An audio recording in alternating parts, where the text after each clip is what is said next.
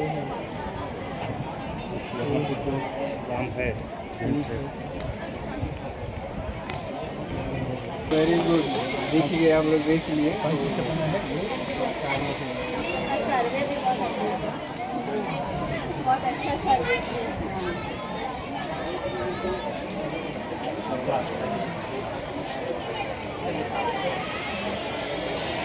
Good morning to all of you. I am Prince and we are studying in class 9 and this is Xavier, Uday and Divyanshu.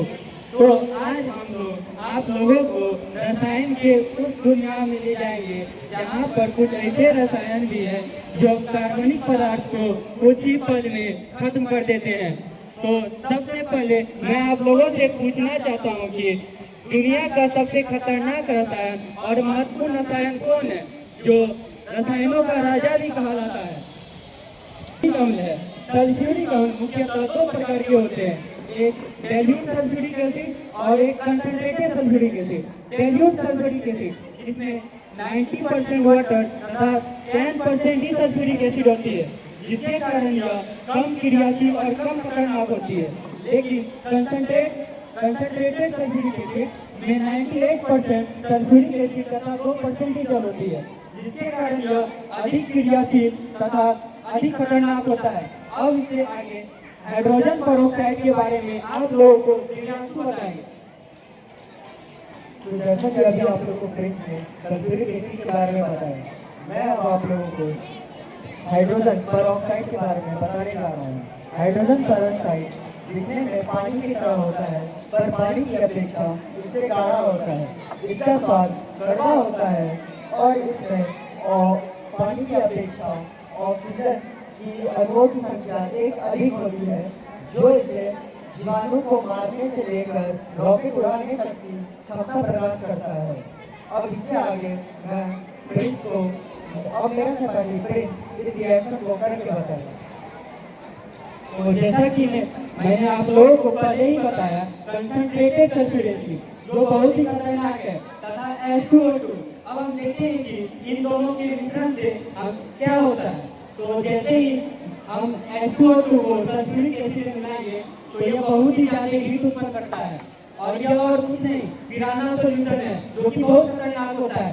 देखेंगे कि वो परिवर्तन कैसे इसको वायु में परिवर्तित कर देता है। जैसा कि आप लोग देख रहे हैं, इसे वो इस प्रकार खत्म कर रहा है, उसके कण भी इसमें नहीं दिखाई दे रहे हैं। और हम दूसरे चीज को लेकर देखेंगे, जैसे कि हम फूल, इसे भी हमने इसमें डाला तो यह पहले झपकते ही खत्म होते जा रहा है। तो यह इतना खतरनाक है कि अगर हमारा उंगली या शरीर का कोई भी अंग इससे टच में आ जाए तो वह भी खत्म हो सकता है। तो अगला रिएक्शन जो कि हमारा केमिकल वहाँ पे दिखाया जा रहा है, उसके बारे में आप लोगों को उदय कुमार बताएंगे। जैसा कि आपने देखा कि प्रिंस ने गाना सॉल्यूशन के बारे में बताया, और नेक्स्ट सॉल्यूशन मेरा वोल्केनो सॉल्यूशन है। वोल्केनो सॉल्यूशन में क्या होता है ना कि उसमें दो केमिकल का ये उपयोग होता है। तो पहला केमिकल है कि पोटेशियम परमैंगनेट। पोटेशियम परमैंगनेट का सूत्र होता है KMnO4। क्रिस्टल टाइप का होता है। क्रिस्टल आप जाने हैं कि क्रिस्टल क्या होता है। क्रिस्टल अगर कोई व्यक्ति सुपारी खाते तो उनकी जीभ सूखी हो जाती है, उसे क्रिस्टल कहते हैं, और उसका रंग बैंगनी होता है। अब ये पोटेशियम परमैंगनेट बनता कैसे है? पोटेशियम परमैंगनेट मैंगनीज डाइऑक्साइड और पोटेशियम हाइड्रोक्साइड के द्वारा गर्म करने पर यह पोटेशियम परमैंगनेट का निर्माण होता है। अब ग्लिसरीन के बारे में हमारे भाई जेवियर बताना चाहेंगे। जैसे कि उदय ने बताया रिएक्शन करने इसी प्रकार उसके साथ रिएक्शन करने के लिए मैं ग्लिसरीन के बारे में बताना चाहूँगा। ग्लिसरीन, जिसे वैज्ञानिक भाषा में ग्लिसरॉल कहा जाता है, जिसका सूत्र होता है C3OH HAO3। और यह जंतुओं और पौधों के वसा में पाया जाता है, जो तरल होता है, मीठा होता है तथा गंधहीन और होती है।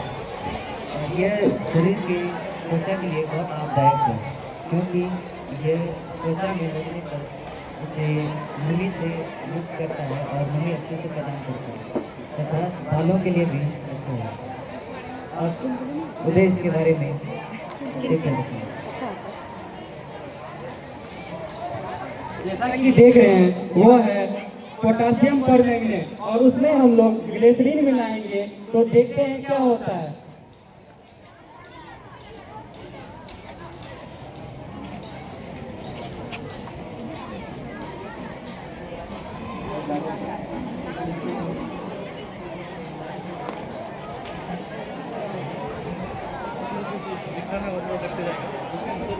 इस प्रकार देख रहे हैं कि धीरे धीरे धुआं आना स्टार्ट हो गया है और इसमें से अभी आग भी उत्पन्न होगा।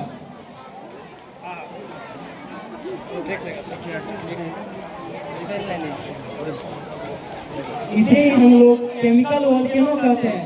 अगर हम कहीं फंस जाए और हमारे पास पोटासियम परमैंगनेट और ग्लिसरीन उपलब्ध हो तो हम वहाँ पे आग जला सकते हैं, और जिससे हम अपने दैनिक जीवन में उपयोग ला सकते हैं।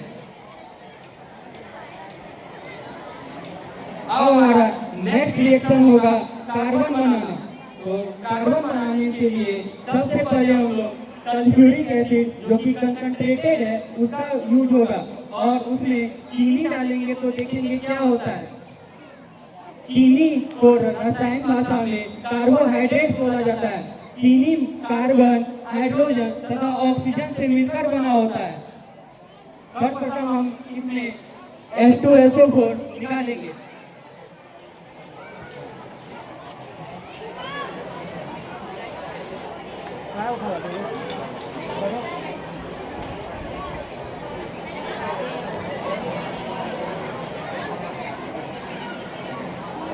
और हम जब इसमें चीनी मिलाएंगे तो देखेंगे क्या होगा।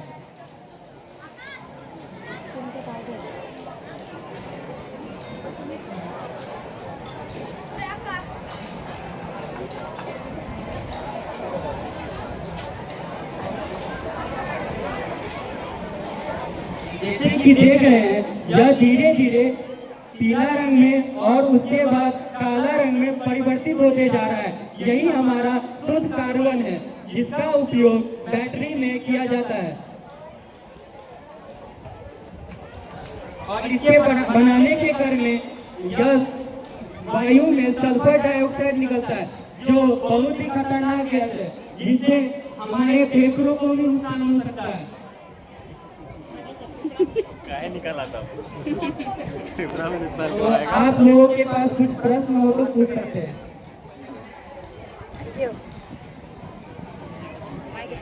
चलो उधर आगे बढ़ा दो। टाइम हो गया बहुत। My name is Manisha Praveen and I am from class 9K. Please Rajni Kumari, Mani Praveen and Lakshmi Kumari. Today we are going to conduct a reaction between sulfuric acid and potassium carbonate. To do this experiment we are using potassium carbonate, sulfuric acid, a spatula, a of potassium carbonate, a piece of kagaz, 2 fire. So let's start the experiment.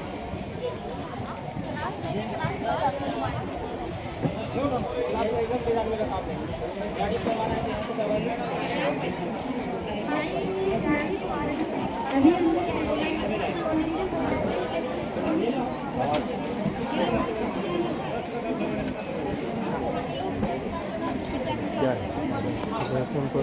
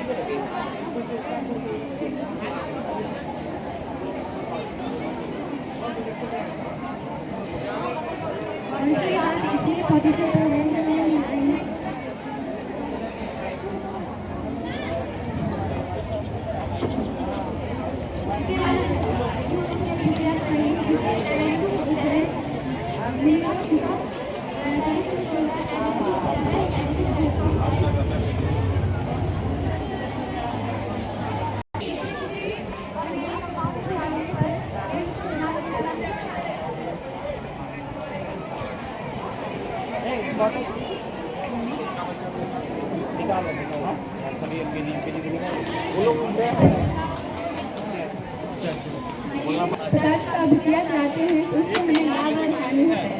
उसी प्रकार हम KMnO4 H2SO4 को अभिक्रिया line में खड़े हो जाएंगे, हमें पानी छोटे आगे बड़े पीछे, उसे मिटाने में मदद करता है।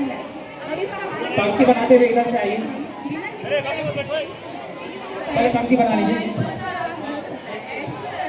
ये बहुत अभिक्रियाशील ग्रीन हाउस अभी बैठेंगे, ग्रीन हाउस अभी रुक जाओ, और ये अन्य पदार्थों को पानी हाउस अभी खड़े नहीं होंगे। इस प्रक्रिया से सिद्ध होता है कि हवा के बिना भी रासायनिक मिस धीरे धीरे आगे बढ़ाइए। Thank you. Ankush Kumar and this is Satyendra and Manish. तो आज हम डीएनए का मॉडल बनाए हैं। आज हम सेल के बारे में बात करने आते हैं। धीरे धीरे आगे आप बढ़िए। जानते हैं हमारे शरीर में जो मौजूद है हम पहले देख नहीं पाते हैं। सेल इस प्रकार के बड़ी बड़ी बिल्डिंग छोटे छोटे ईंटों से मिलकर बना होता है। कुछ उसी प्रकार हमारा शरीर भी छोटे छोटे सेलों से मिलकर बना होता है। सेल का खोज सर्वप्रथम रॉबर्ट हुक ने 1645 में किया। लाइन में जाओ, लाइन तो में हम कुछ साथ के बारे में अंग के बारे में बात करेंगे। दो लाइन पहला माइट्रोकॉन्ड्रिया। माइटोकॉन्ड्रिया। माइटोकॉन्ड्रिया को पावर हाउस भी कहते हैं। इसमें दो लाइन ग्लूकोज तथा ऑक्सीजन के मिश्रण से एटीपी के रूप में ऊर्जा को मुक्त करते हैं, जिससे हम तेज हो सकते हैं, दौड़ सकते हैं, भाग सकते हैं। जब हमारे शरीर में ग्लूकोज ऑक्सीजन से एटीपी बनता है, उससे एक ग्लूकोज तथा उससे 4.8 किलोकैलोरी प्रोटीन का निर्माण होता है। लाइसोसोम को आत्महत्या की थैली कहते हैं। जब हमारी येलो हाउस के ठीक पीछे ग्रीन हाउस आता है, तो उसके अंदर दो लाइन में आएंगे। उसके अंदर एंजाइम पाए जाते हैं, जिससे हमारे कोशिका पर छिड़काव करने से उसका पाचन हो जाती है कोशिका की। सेंट्रोसोम का उपयोग होता है सेल डिवीजन करने तथा माइटोट्यूबस का काम होता है उसके सेल डिवीजन में कार्य करना। अब मैं बताना चाहूँगा क्रोमोसोम जो इम्पोर्टेंट पार्ट है। ये पेनिस के अंदर होता है यहाँ पे, और ये जब नॉर्मल होता है तो ये स्ट्रक्चर में होता है, जिसे तो क्रोमेटिन कहते हैं। और जब सेल डिवाइड करने वाला होता है एक फिक्स शेप होता है जो एक शेप का होता है, जिसे तो क्रोमोसोम कहते हैं। क्रोमोसोम दो चीज़ों से बना होता है, एक प्रोटीन एक डीएनए। डीएनए में हम लोग का मिश्रण होता है जो धीरे धीरे होते रहता है, और जो प्रोटीन होता है वो डीएनए को कवर करके रखता है। क्रोमोसोम के बिना हम नहीं होते, मतलब हमारे अंदर ऐसा गुण हुआ ऐसे दिखेंगे सब क्रोमोसोम कहते हैं, क्योंकि ये हम लोग के माता पिता के गुण करते हैं। और क्रोमोसोम की क्लास टीचर बेबी लड़कों अपने अपने क्लास में चले जाएंगे। ह्यूमन में टोटल बच्चों के साथ क्रोमोसोम होते हैं, इसका 20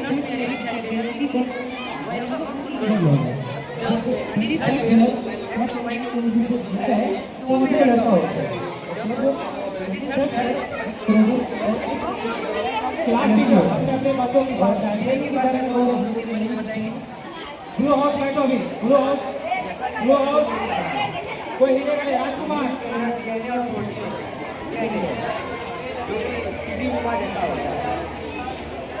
आगे बढ़ो।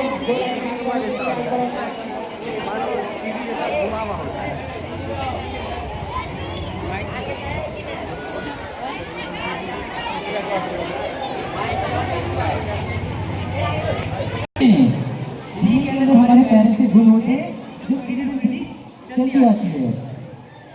ये एक सीढ़ी आकार का होता है। अगर हम सीढ़ी को मोड़ दें तो एक ऐसा बनता है।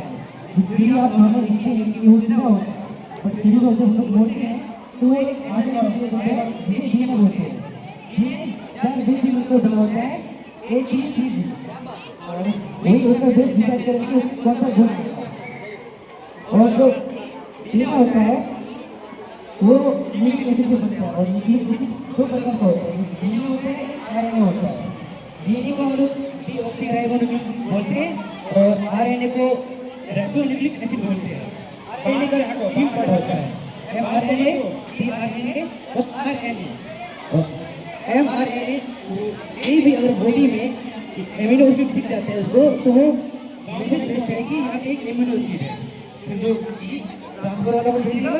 जो ट्रांसफर वाला है वो मिनी हॉस्पिटल को लेके वो रेमो मिनी हॉस्पिटल को दीजिएगा। आगे बढ़ते हो जो इंजीनियर होता है इसमें दो फ्लोर होता है सर, आने में सिंगल फ्लोर होता है।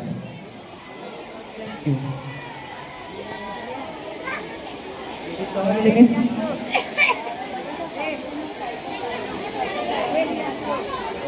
सेंटर प्लग एक खेलने का स्ट्रक्चर होता है जो कि इसी वर्टिकल है, सबको होल्ड करके रखता है। जैसे खाली बैग ले ले, उसमें कुछ भी ना मारे तो वो सारे वाटर बॉटल के पीछे से टकरा जाएंगे। जो सेंटर प्लग होता है वो लेने जैसा होता है और तब एक सारे ऑर्गेनिज्म को एक फिक्स जगह में रखता है ताकि वो एक राइट। क्या कर रहे हैं तुम लोग अंदर में? बाहर निकलो। और सर आपसे कुछ क्वेश्चन पावर माइटोकॉन्ड्रिया ये सेल का पावर होगा पावर सर्टिफिकेट बनाता है वो और आगे बढ़ते जाओ, आगे बढ़ते जाओ। 20 प्लेयर होते हैं, 20 प्लेयर होते हैं। डिसाइड करेगा कि लड़ना है।